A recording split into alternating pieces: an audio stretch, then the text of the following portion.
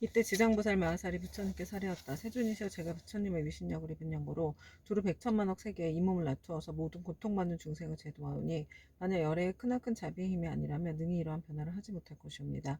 제가 이제 또한 부처님의 부족하심을 받아 아일다님께서 성불하여 오실 때까지 육도 중생을 해탈케 하오리니 세존께서는 염려하지 마시옵소서. 그때 부처님께서 지장보살에게 이르셨다. 모든 중생이 해탈을 얻지 못하는 것은 성품이 일정치 못하여 악한 습관으로 업을 짓기도 하고 착한 습관으로 업을 짓기도 하기 때문이니라. 그리하여 나쁜 가보도 받고 좋은 가보도 받으면서 경계에 따라 태어나 여섯 갈래 길을 윤회하되 잠시도 쉴 사이가 없으며 티끌수와 같이 많은 겁이 지나도록 미혹하여 장애와 액난을 받느니라. 마치 고기가 그물 안에 있으면서 흐르는 물속에 있는 줄로 알아 벗어났다 들어가고 잠시 나왔다 또다시 그물에 걸리는 것과 같나이다.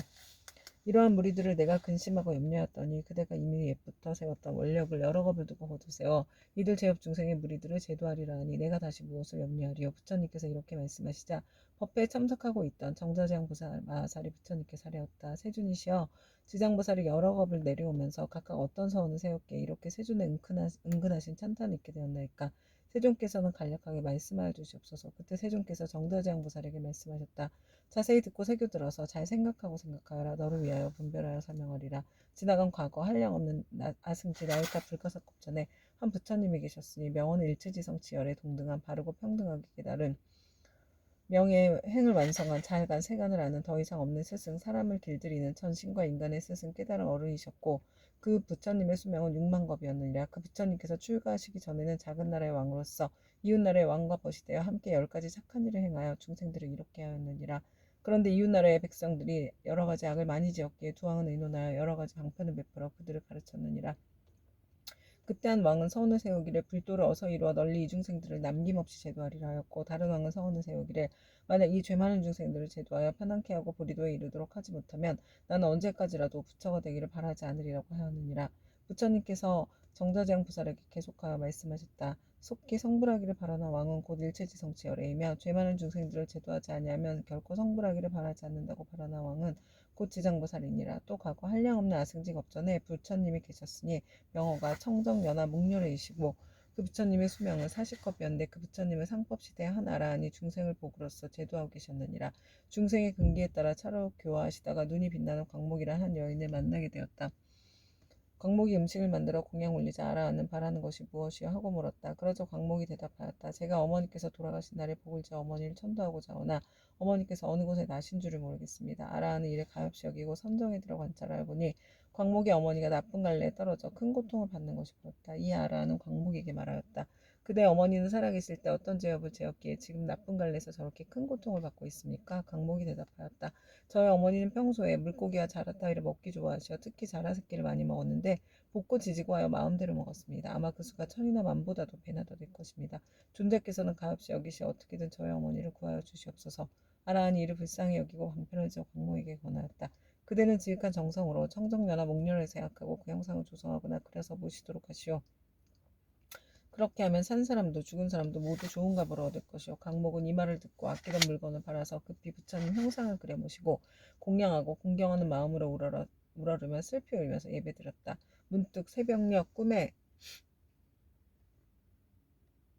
부처님의 모습을 배우니 금빛 찬란한 것이 마치 수미산과 같았다. 부처님께서 큰 방명을 놓으시며 광목에게 이르셨다. 너희 어머니는 오래지 않아 너희 집에 태어나게 되리라. 그리고 배고프고 추운 것을 알 때쯤이면 곧 말을 하게 되리라. 그 뒤 광목이 집에 있는 한 종이 자식을 낳았는데 사흘이 채 안 되어 말하여 머리를 숙여 슬피 울면서 광목에게 말하였다. 생사의 어변으로 과보를 스스로 받게 되었으니 내가 바로 너희옵니다. 오래도록 컴컴하고 어두운 곳에 있었으며 너와 헤어진 후로 여러 번 대지옥에 떨어졌으나 이제 너의 복력을 입어 사람의 몸을 받았지만 이렇게 하찮은 사람으로 태어났다. 그러나 수명이 짧아 13살이 되면 다시 나쁜 곳에 떨어지게 될 것이니 부디 네가 어떻게든 나를 이 고통에서 벗어나게 해다오. 광목이 이 말을 듣고 틀림없이 어머니인 것을 의심치 않고 옥매어 슬피 울면서 종이 자식에게 말하였다. 우리 어머니가 틀림없다면 본래 지은 죄업을 하실 것입니다. 어떤 죄업을 지었기에 나쁜 곳에 떨어졌습니까? 그러자 종이 자식이 된 어머니가 말하였다. 산목숨을 잡아 죽이고 불법을 헐뜯고 비방하는 등의 죄업으로 과보를 받았다. 만약 네가 복을 지어 나를 고난에서 구제하지 않았다면 이 업보에서 도저히 벗어날 수 없었을 것이다. 온 것 같다. 광목이 다시 물었다. 지옥에서 죄로 인해 받은 고통은 어떤 것입니까? 그건 입으로 100,000년 동안 말하여도 다 말할 수가 없다. 광목이 그 말을 듣고 나서 눈물을 흘리며 슬피 울다가 허공을 향하여 말하였다. 원하옵건대 저희 어머니를 지옥에서 영원히 벗어나게 하여 주시옵소서. 그리고 인간 세상에서 13살을 마친 다음에도 다시는 무거운 죄로 인하여 나쁜 곳에 떨어지지 않도록 하여 주시옵소서. 시방의 모든 부처님이시여 제가 어머니를 위하여 세우니 광대한 서원을 들어주시옵소서. 원컨대 제 스스로 청정녀나 목련의 앞에서 맹세합니다. 만약 저희 어머니가 사막도와 인간 세상이 하천한 모습 내지 여인의 몸까지 영원히 벗고 영겁토록 그런 과부를 다시 받지 않게 된다면 저는 백만억 겁 동안 모든 세계의 지옥과 사막도에서 고통받는 모든 중생들을 맹세코 제도하여서 그들로 하여금 지옥악이 축생의 몸 벗어나게 하고 이와 같은 죄를 받는 무리들이 다 성불한 되어야 비로소 제가 깨달음을 이루겠나이다. 이렇게 서원을 마치자 청정녀나 목련의 말씀이 들려왔다. 착하고 착하도다 광모가 네가 자비심으로 어머니를 위하여 이와 같은 큰 서원을 세웠으니 너의 어머니는 13살을 마치며 이 업보의 몸을 버리고 바라본으로 태어나서 100세의 수를 누릴 것이다. 그리고 그 업보가 지난 뒤에는 무후국토에 태어나서 헤아릴 수 없는 겁을 살다가 불가를 이루고 널리 항하에 모래할 만큼 많은 인간과 천상의 중생들을 제도하리라고 하였느니라. 부처님께서 정자재앙 보살에게 말씀하셨다. 부처님께서 정자재앙 보살에게 이르시었다. 그때 아라한의 몸으로 광목을 제도한 이는 곧 무진의 보살이요 광목의 어머니는 해탈 보살이며 광목은 곧 지장 보살이니라. 지장 보살은 과거 아늑하고 먼 옛것 중에 이와 같은 중생을 사랑하고 불쌍히 여겨 항아에 모래할 만큼 많은 서원을 세워 널리 중생들을 제도하여 왔느니라. 미래의 세상 중에 만약 남자나 여자 가운데 선을 행하지 않고 악을 행하는 자, 인과를 믿지 않는 자, 사함을 하는 자, 거짓말을 하는 자, 이관질과 나쁜 말을 하는 자, 대승을 비방하는 자 등 이러한 모든 죄업을 짓는 중생들은 반드시 나쁜 곳에 떨어질 것임에 틀림이 없느니라. 그러나 만약 선지식을 만나서 그의 권위로 손가락 한 번 튕길 동안만이라도 지장보살에게 귀의한다면 이 모든 중생들이 사막도의 제보에서 벗어나게 될 것이니라. 만약 지극한 마음으로 부처님께 귀의하여 공경하여 예배하고 찬탄하며 향꽃, 의복과 가지가지 진귀한 보배와 좋은 음식으로 공양을 올리는 자는 미래의 백천만億겁 중에 항상 하늘에 태어나 아주 뛰어난 즐거움을 받을 것이며 만약 하늘에서 복이 다하여 다시 인간으로 내려오더라도 백천겁을 항상 재앙이 되어 능히 전생과 인가의 전후를 다 기억하게 되리라.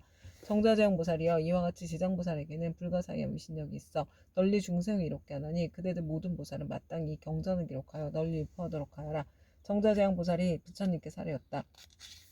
세존이시여 염려하지 마시옵소서. 저희들 천만억 보살 마하살이 반드시 부처님의 위신력을 받아 널리 이 경을 펴서 저 연부제 중생들을 이롭게 하겠나이다. 이와 같이 정자재앙보살이 세존께 말씀드리고 나서 합장하고 공경이 절하고 물러났다. 그때 사천왕이 함께 자리에서 일어나 합장하고 공손히 부처님께 사례었다. 세존이시여 지장보살이 저 아득하고 먼 옛겁에 이미 그러한 큰 서원을 세웠거늘 어찌하여 지금까지도 제도하는 것이 끝나지 않았으며 다시 광대한 서원을 세워야 하나이까. 원하옵건대 세존께서는 저희들을 위하여 말씀하여 주시옵소서. 부처님께서 사천왕에게 이르셨다. 착하고 착하도다. 내가 이제 지장보살이 너희들과 현재와 미래의 인간과 하늘 중생들을 널리 이익되게 하기 위하여 저 사바세계 연부제의 나고 죽음의 길 가운데 들어가 자비로서 모든 고통받는 중생들을 구원하여 해탈케 하는 방편을 말해주리라. 세존이시여 즐거이 듣고자 하나이다. 부처님께서 사천왕에게 이르셨다. 지장보살이 오랜 겁으로부터 오늘에 이르도록 중생들을 제도하여 왔지만 아직도 서원을 마치지 못하고 거듭 서원을 세우고 있는 것은 미래에 한량 없이 많은 것 중에 어베인이 이어져 끊이지 않는 죄 많은 중생들을 자비심으로 가여하기 때문이니라. 이와 같이 보살은 사바세계의 연부제 중생들을 백천만억 방편으로 제도하느니라.